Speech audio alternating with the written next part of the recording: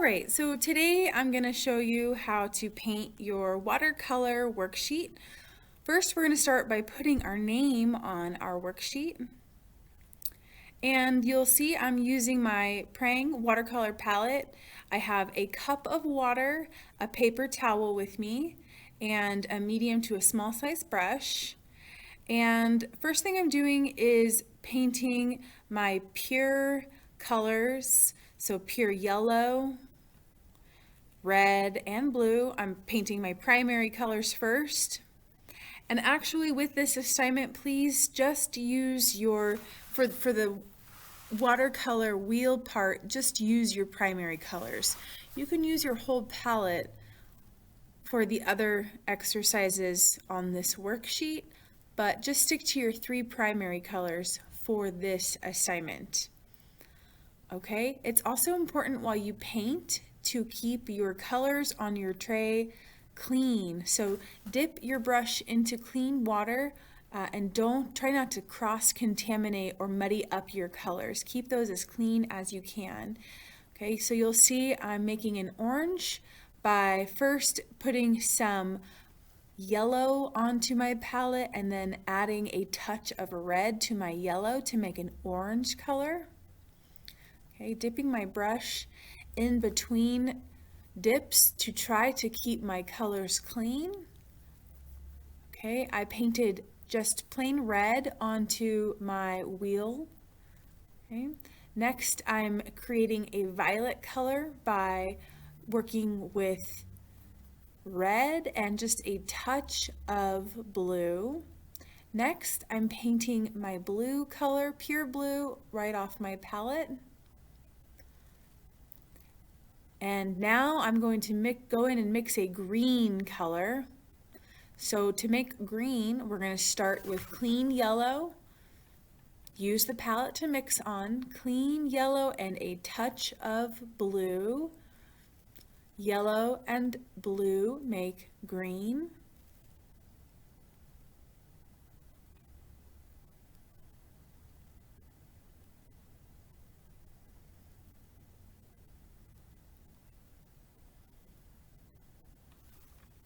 I'm also going to paint my primary colors and secondary colors in the squares to the left.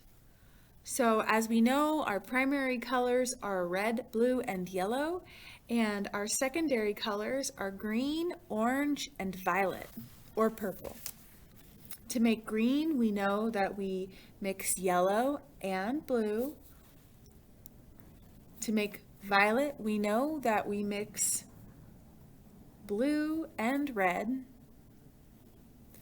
And to make orange, we know we mix red plus yellow.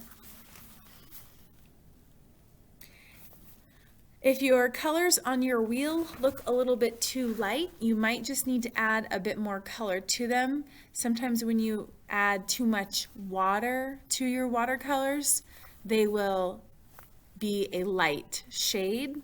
You might like that. We might want to use that, but for our watercolor wheel, let's try to find a happy medium, not too much paint, but not too much water either.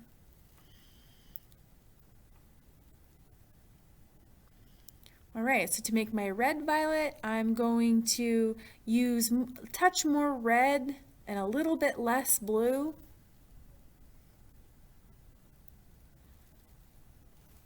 To make my blue violet, I'm just going to add a touch more blue and a little less red. Okay, and again, for your color wheel, try to just see if you can use only the 3 primary colors to make your wheel.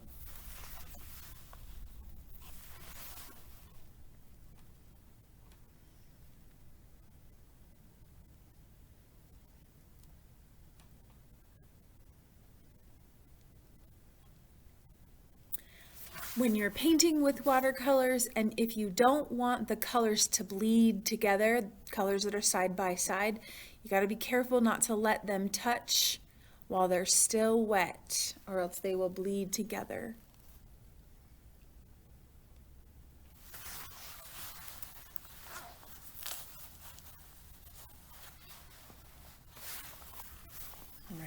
hand out of the frame there for a second here while I'm painting, but you'll see that now I'm working on painting my warm colors, and I'm also painting my cool colors.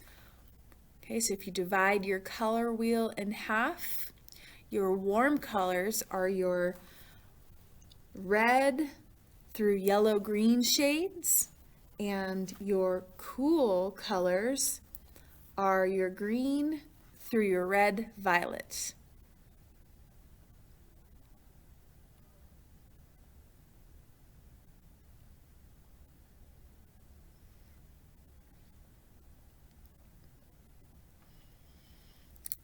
I forgot to mention, but when you start your painting, you're probably going to want to pull your sheets apart.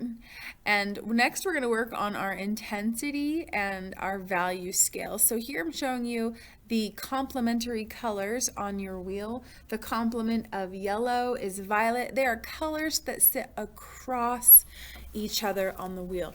Complementary colors sit across each other on the wheel.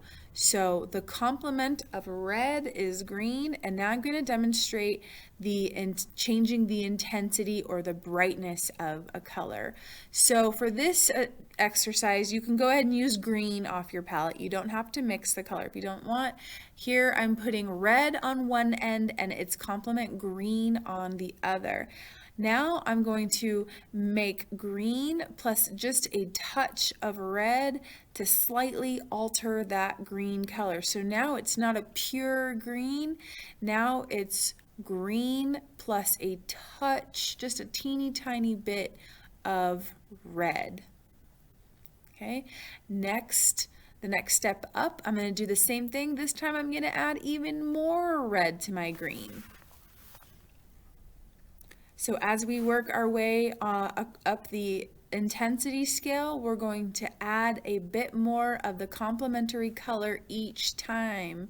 And as you'll see, they start to neutralize. So the color is starting to neutralize and it's morphing into a red color.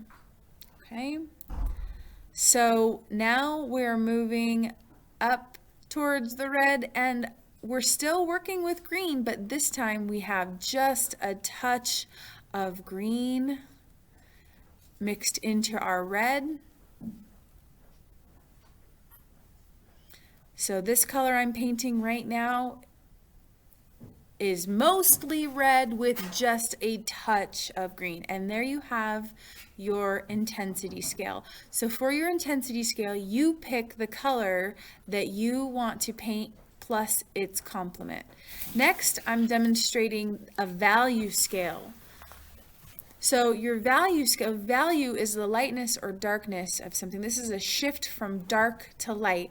So here I decided to pick one color off the wheel, and my one color is blue-green.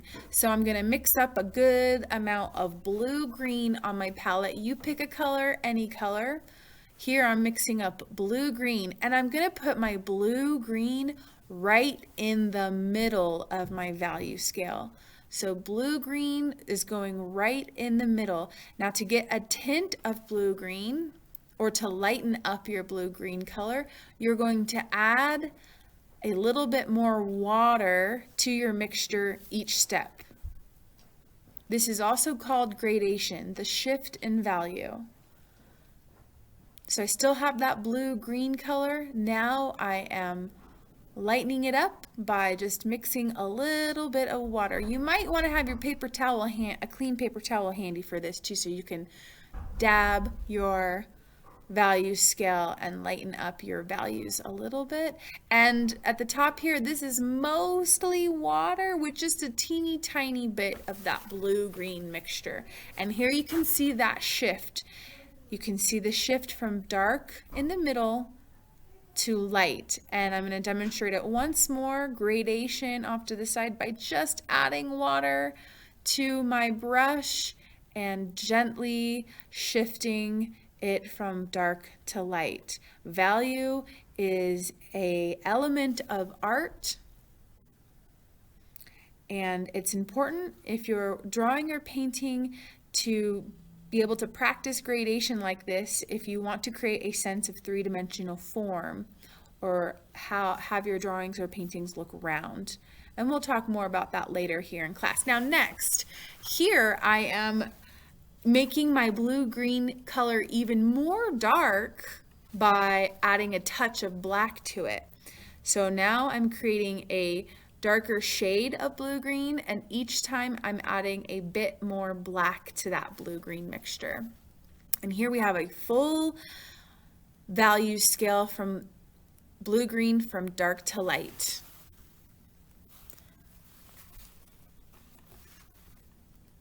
And here's another example of an intensity scale. There's violet and yellow, and another example of a value scale using red-violet. And lastly, now that my first page is dry, I'm going to go in and write the definitions for each of these words. So your tertiary colors, you guys, are a mixture of a primary plus a secondary. So this is yellow-green, your blue-violet, red-orange, and orange-yellow. Complementary colors are colors that sit across each other on the wheel. And analogous colors are colors that sit next to each other on the wheel.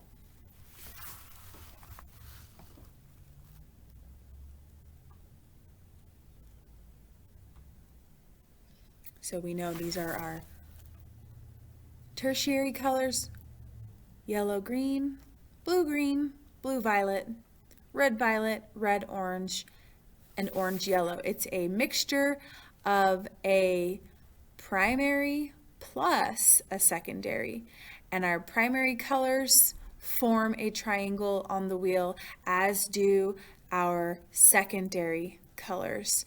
And analogous colors are colors that sit next to each other. Now I'm drawing a line through the middle of my wheel to show you warm colors on the top and cool